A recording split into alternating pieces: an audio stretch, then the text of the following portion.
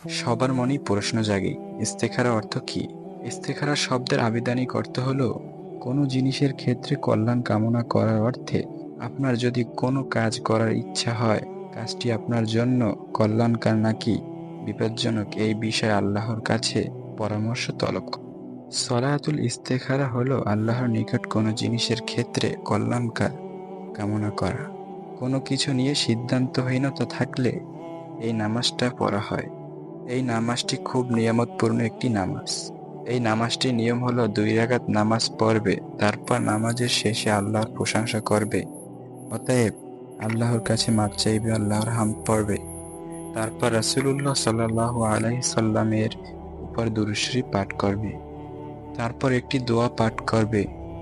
দোয়াটি বর্ণনা করেন হযরত জাবের ইবনে আব্দুল্লাহ থেকে বর্ণিত। তিনি বলেন, রাসূলুল্লাহ সাল্লাল্লাহু আলাইহি সাল্লাম আমাদেরকে আমাদের কাজকর্মে ব্যাপারে ইস্তেখারা পড়ার নিয়ম এইরূপ গুরুত্বপূর্ণ সহকারে শিক্ষা দিতেন, যেরূপ গুরুত্ব সহকারে আমাদের কুরআন মাজিদের কোনো সূরা শিক্ষা দিতেন।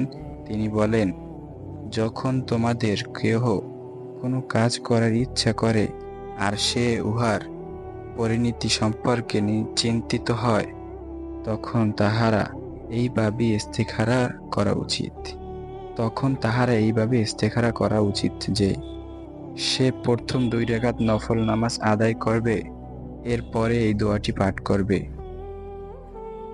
দোয়াটি হলো, আল্লাহুম্মা ইন্নী আস্তাখিরুকা বিইলমিকা ওয়া আস্তাকদিরুকা বিকুদরাতিকা ওয়া আসআলুকা من فضلك العظيم فإنك تقدير ولا أقدر وتعلم ولا أعلم وأنت علام الغيوب. اللهم إن كنت تعلم أن هذا الأمر خير لي في ديني ومعاشي وعاقبة أمري فاقرضه لي وسيره لي ثم بارك لي فيه. وإن كنت تعلم أن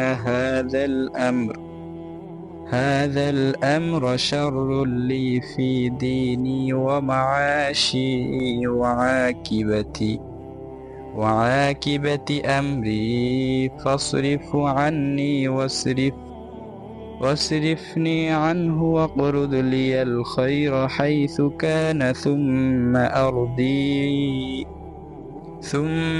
أرضيني به.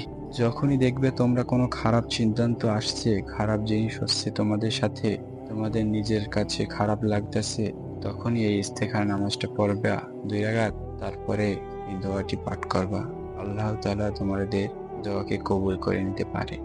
ভিডিওটি দেখে যদি আপনার কিছু গুরুত্বপূর্ণ মনে হয়, কমেন্ট করে জানাবেন। আর এরকমের আরো ভিডিও পেতে আমাদের চ্যানেলটিকে সাবস্ক্রাইব করে পাশে থাকা বেল আইকনটি অন করে আমাদের সাথেই থাকুন।